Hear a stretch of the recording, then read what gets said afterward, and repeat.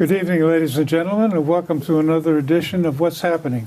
I'm George Binns, and I'm here with my co-host, Elliot Margolis, and we have as our guest this evening, Andrew DeFranza. And before we get into the Harborlight Community Partners, Elliot's got a top of the page. Correct, I do. Thank you, George. I've got maybe 4 or 5 top of the pages since I haven't done this in a while, but I'm only going to do one. Last week, a political activist from the city of Beverly, Renee Mary, passed away, and she's going to be missed.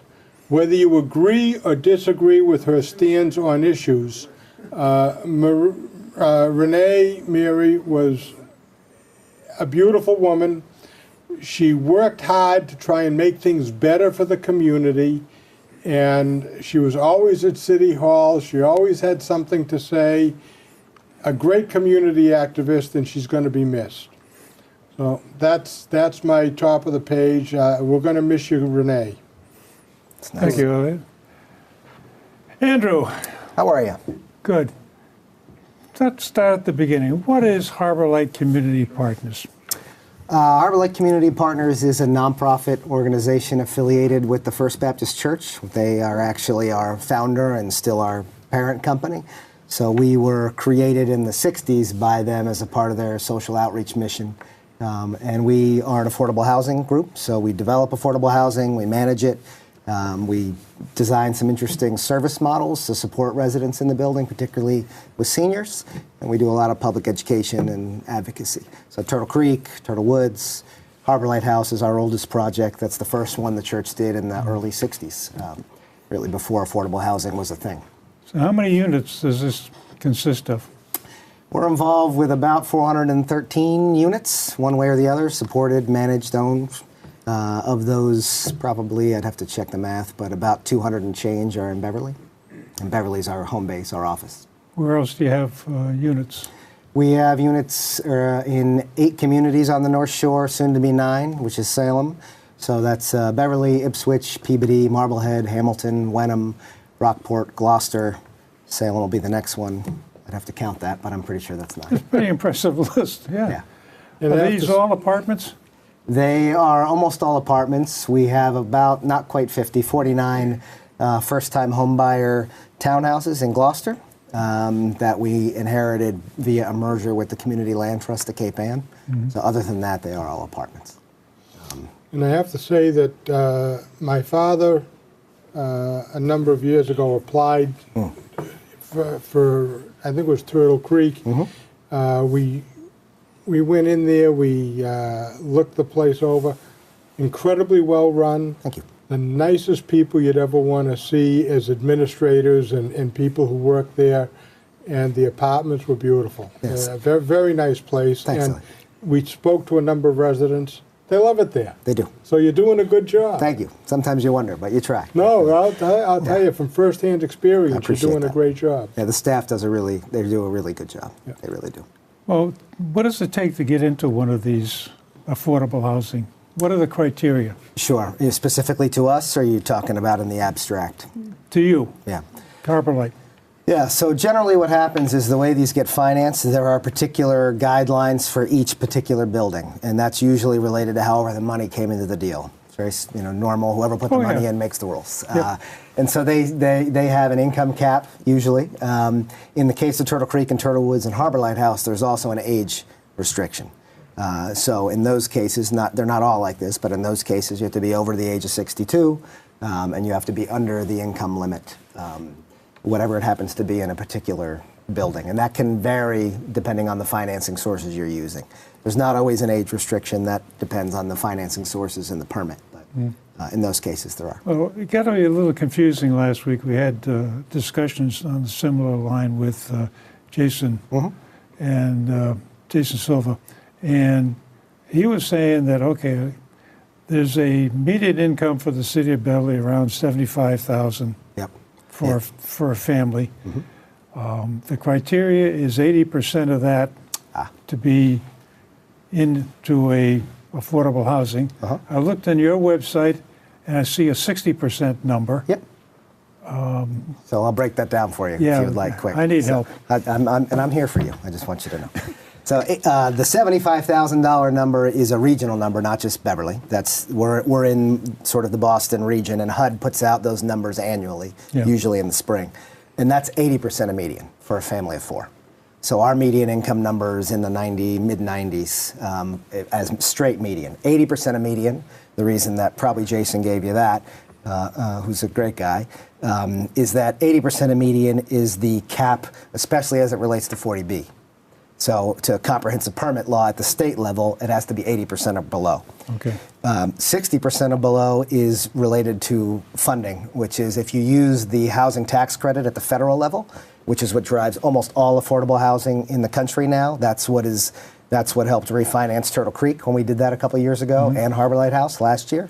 That has a 60% cap. So by way of example, 60% for a family of 4 is about $59,000 a year. For an individual, if you had a senior, that's about $41,000 a year. So the one is related to permitting, the 80%. The other one is related to financing, the 60%. Sometimes you have them together in a deal where you've permitted something that's 80% of median, but you financed it at 60% of median, and the lower threshold will govern. So if you have a stacked deal, you essentially go to whatever the lowest threshold So is. if you want to get into one of these places, you got to get a lawyer and a finance and an accountant. No, you would submit an application. They're either on the website, or people go to the building and pick them up, or they call and ask for one. They submit their material. It gets processed. They get put on the waiting list, and then when their name comes up, they get a call. What size waiting list do you have right now? They're building by building waiting lists. So you're going to wait at Turtle Creek and Turtle Woods probably 18 months to 2 years. Harborlight House is not quite as bad because that's very service intensive. So that's a unique and special model because there's 24-hour care there. It's meant for people that are frail, that also have limited means. And so that list tends to turn over more quickly. We have a couple of places in Rockport, Pigeon Cove Ledges and Rockport High School, just off of Bearskin Neck. And those waiting lists are 170 and 130, respectively, for 30 units worth of housing. So those lists are forever. I mean, essentially, if you come in on the bottom of one of those lists, you're never going to see the top of it. Yeah. It seems to me that those income levels are still kind of high.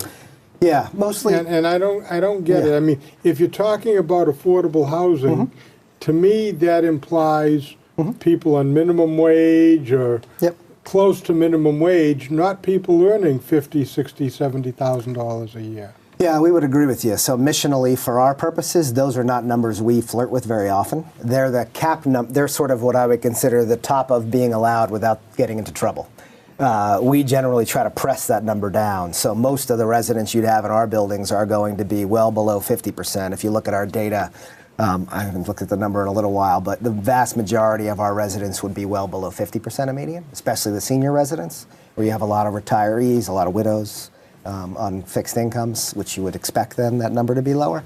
But you know that when you put it out in public, you have to say you cannot make more than X because that's what the cap is. But you're shooting missionally, ethically, to be lower down that line. And we'll often finance the deal so that we can get lower down that line. So that's been effective. Turtle Creek and Turtle Woods are well below that line. Harborlight House is below that line. Pigeon Cove, Rockport High School, all below that line. But the feds give you rules and they say 60% is the top. So you could go up to that number, but we don't do it very often. So you have the flexibility to take on somebody who's in worse straits than the cap. Yeah, and most of them, it sounds like most of your customers or clients are in that kind of situation. Particularly in the senior housing. I think it's less of an issue on the family housing side. Some of that has to do with the way that you finance it, how the rent gets structured, which is a little arcane, but that you're able to do that. So let's say you have 30% of median income for a senior, or for a single, is about $20,000 a year, which would not be unusual to see a single widow on Social Security with a little Social Security and maybe a little pension left over from their husband, that type of a thing. That number could easily be below 20, and the cost of Turtle Creek would be 30% of that person's income, which is a beautiful system in that situation. And so that pays for their rent, their utilities, but the financing makes that happen. That's rarer and rarer. That's harder to do, but you can still do it from time to time. The other issue that we got into with Jason last week is there's a excessive demand for this kind of service. Indeed. In this area.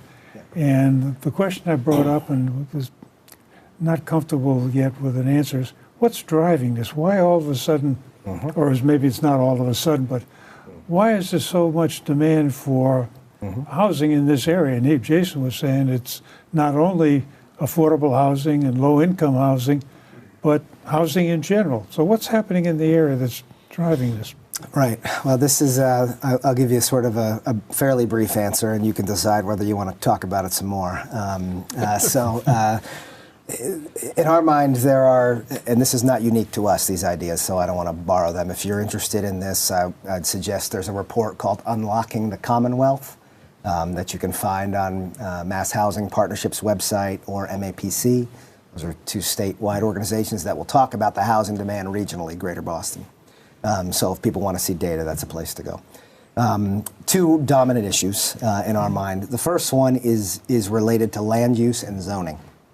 So if we're talking economics here, right, the primary driver of housing costs, particularly in a developed area like Eastern Massachusetts, is the availability of land, supply, right?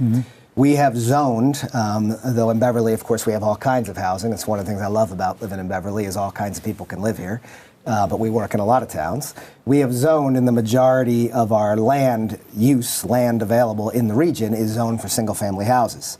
Some communities have zoned only for single-family houses, and some of those go further and say only single-family houses on very large lots. Yeah. What that does is it fabricates, if you will, a shortage of land. We were talking free market on the way in the door here. It creates a shortage. It's not that we don't have the land, it's that we have rules that say you can't use the land. Yeah. And so that constricts the amount of multifamily housing you can develop, which creates massive pressure on new development. If you look at building permits in our region or anywhere in the greater Boston region, you'll see that the multifamily permitted housing is not very strong. And so that the population grows and the multifamily housing doesn't grow with it, and you can't, mathematically, it's impossible to house everybody in a single family house, nor would they necessarily wish to, nor would, the second point, they be able to handle the economics of that because the cost basis is so high. There are some other curveballs in that if you get farther into Boston that I think is less relevant to us around the volume of students and the volume of students that are doubling and tripling and quadrupling up in old triple deckers. This idea, again, is not unique to me. This is coming out of one of the universities. But whereas historically we would have housing like we have between Cabot and Rantoul, where you'd have mom on one floor, kids on the next floor, aunt on the next floor kind of thing. What you're finding in the city a lot is that there are now lots of students per flat, which drives up the cost, and the working families then can't access that because they can't compete with the pricing. We don't see that as much, I don't think, on the North Shore, but you see that some in Boston. And just like public health, air, water, et cetera, there's a regional impact to that. So we think the zoning is dominant and the economics are dominant, which means that wages are X for a whole series of jobs. And if you run the math, if you do any of those jobs, you work some kinds of construction, you cut grass, you take care of elderly people, you take care of children, you work retail, you pour my beer, any of those folks, right? Their incomes, we know what they're going to be. Yeah. If you run the math out, it's impossible for them to afford $2,500 a month for an apartment. And so that's part of what creates the draw in the demand. That's why I look at the minimums and I say, those are really, that's what I would assume is driving a lot of the demand because, hey, if I was, fortunately I'm making more than that, but that being said, if I was making $50,000 or $60,000 a year, if I could get into low-income housing, that'd be a bargain for me. It would, although, and, you're right, it would. And I think that draws up the demand. And that just doesn't seem right because there are people who really need it. Absolutely. And those are the ones that should, people who are working hard and making $35,000 a year, they can't afford a house. Right, it's impossible. No. And that's just math, right? They're doing a job that we all depend on. Right. We want them to do it. Yeah. I want somebody to be there when I'm going for coffee. Yeah, so I that's, to me, now you say that you don't have those higher income people in your places, but you could. You could, and I would assume that there are places that do have those because they know they're going to get their rent. Right.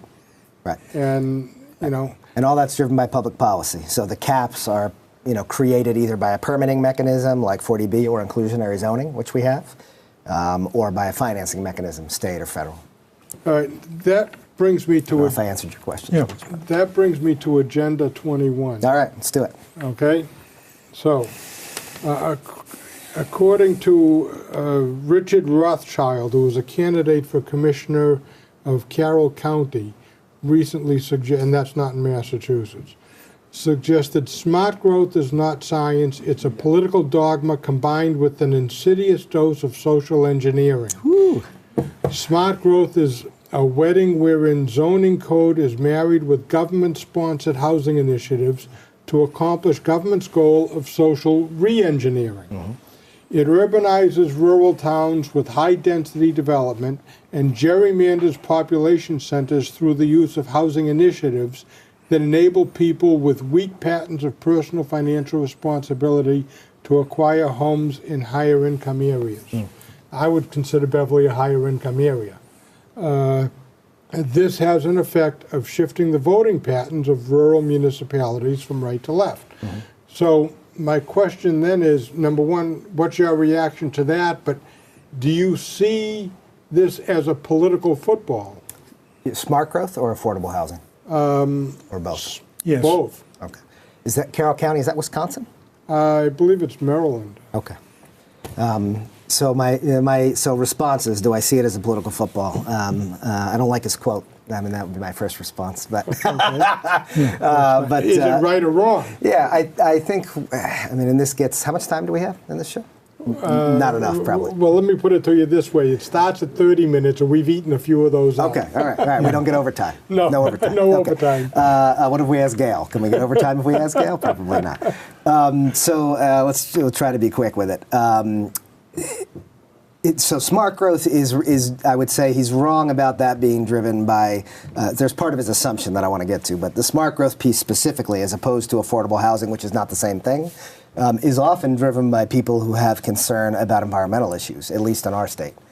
Because they're worried about sprawl. So they don't want to see somebody take a farm and chop it up into 2-acre housing lots, which is detrimental to water supply and land use and et cetera. So those folks are often concerned on the environmental side. There are also people who are concerned about the transportation side and wanting to aggregate housing close to train stations and bus stops and that sort of thing. I generally, and I see them a lot, and I'm in conversations with them, I don't see them as much on the social engineering side as much as they're concerned with infrastructure environmentally or in terms of transportation or jobs. His point about the being used for social engineering, I think he's on something there, which is that we would argue with, which is housing de facto is socially engineered and has been for quite a long time in all respects, both in terms of tax subsidies from homeowners to renters, and in terms of how the rules get written. We just mentioned the zoning issues in communities where there's no multifamily housing.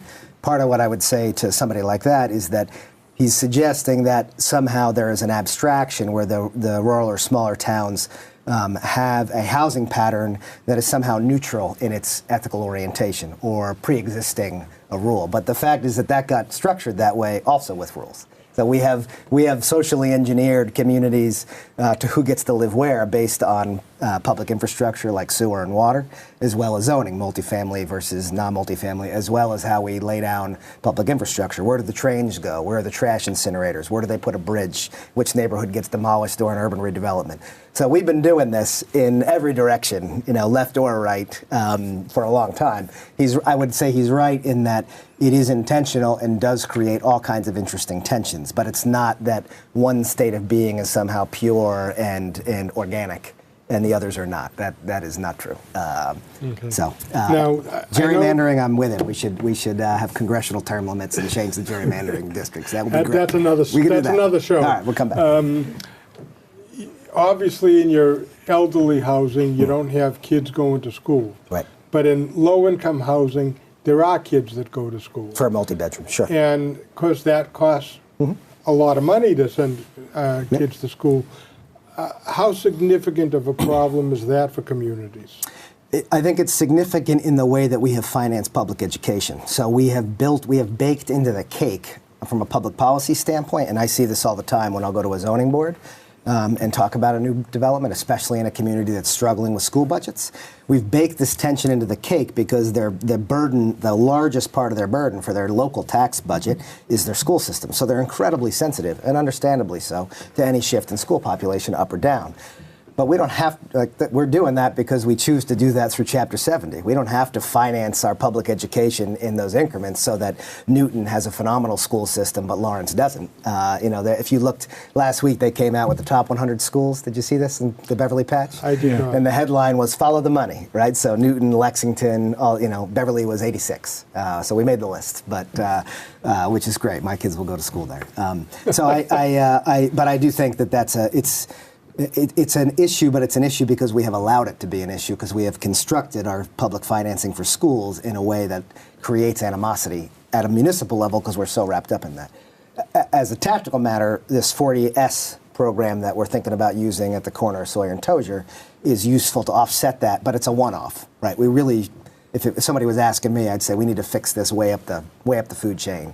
And make it fairer all around so that this town is not fighting with this. It's like a big game of musical chairs. Yeah. I don't want to have the kids. You have the kids because then it'll hit your tax levy. Yeah. As if the kids are not going to exist somewhere in the state. Yeah. They are. It's an argument about who's going to pay for them. Well, in these multi-family dwellings that are affordable housing, do you get, what kind of taxes do you pay? Yep.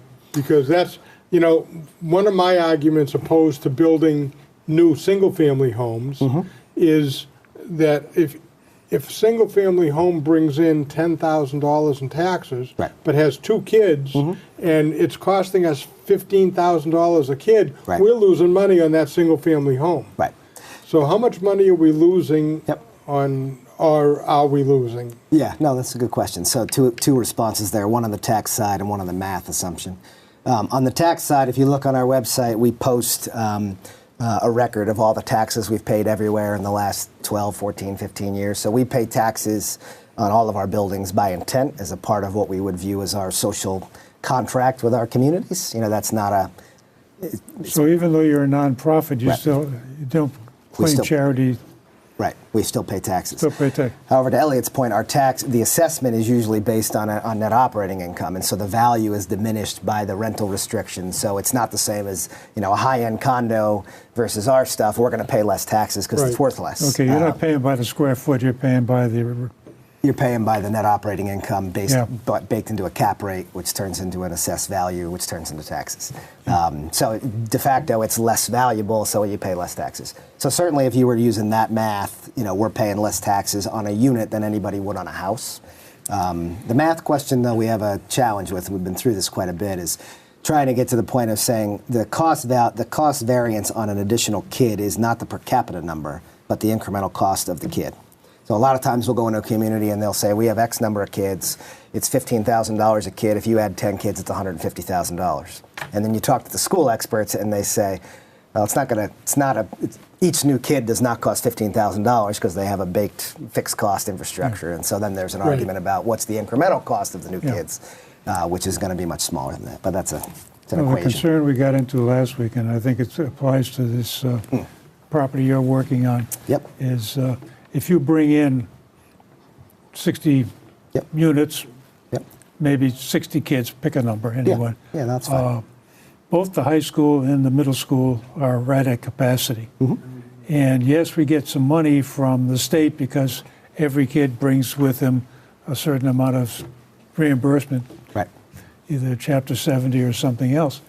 That will take care of hiring teachers and that. But when do we get into the problem of we got to build another building or we have to put an addition on the high school kind of thing? And this is where I see a major disconnect that the state educational system will tell you, okay, you're going to build a school, it can only be so big. You can't plan for any future growth. And as soon as you have future growth, it's, you're cooked. I don't know, how many more kids can you stuff into that classroom?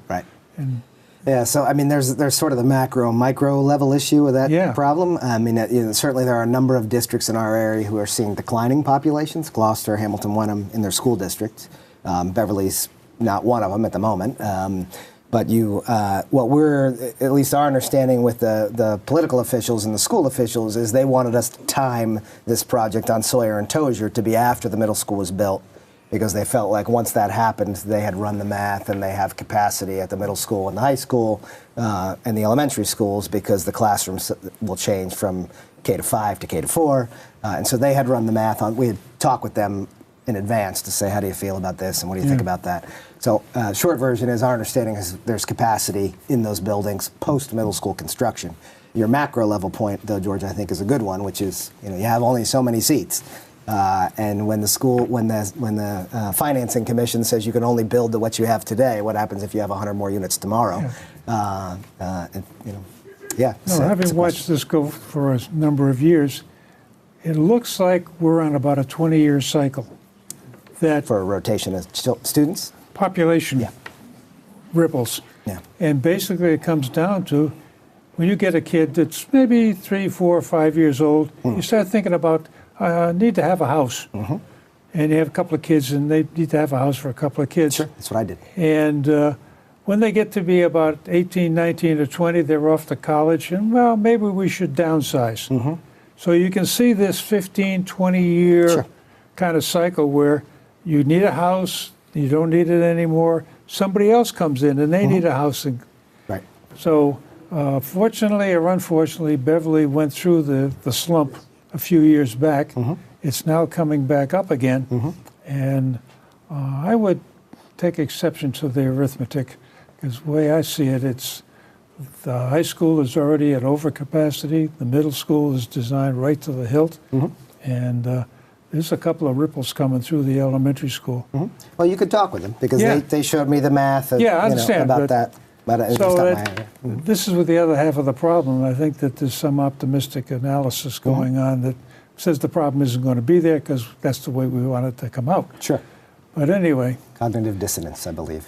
Yes. That's what they call it. There's a lot of fancy names for it that nobody understands what they're saying. But anyway. You got about 30 seconds, George. Make it good. Well, basically it comes down to we've got affordable housing. I would like to believe that we're getting the need for affordable housing because there's a lot of jobs around here that people are working at and they want to live close to the work. Makes sense. Kind of thing. I'm not seeing the jobs. And I think you've already alluded to the fact that there's a lot of people that are, pouring coffee and doing other things that don't drive the salary to the point they can buy a house and rent on the economy. Right. And I think this is the real issue that, what's his name?